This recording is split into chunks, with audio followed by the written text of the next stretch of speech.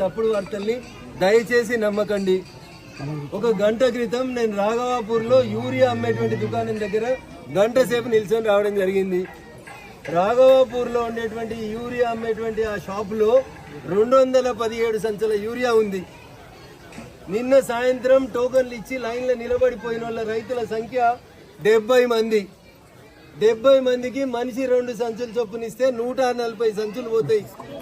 217 సంచులు దుకాణంలో readily available ఉన్నాయి. ఇవాళ లైన్లో 30 మంది కూడా లేరు. రాఘవాపూర్ షాప్ దగ్గర నన్ను ఆపిరు రైతులు. పోయి స్టాక్ ఎంత ఉంది ఏంటనే కూర్చుంటామంటే దయచేసి ఆగం కాకుండ్రి. కొంచెం ఇబ్బంది జరుగుతున్న మాట వాస్తవం.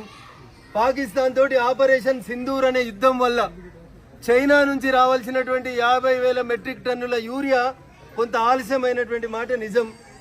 కలుగుతున్నటువంటి అసౌకర్యానికి మేము చింతిస్తా ఉన్నాం. అది పూర్తిగా రాష్ట్ర ప్రభుత్వ వైఫల్యం తప్పితే ఇంకొకటి కాదు.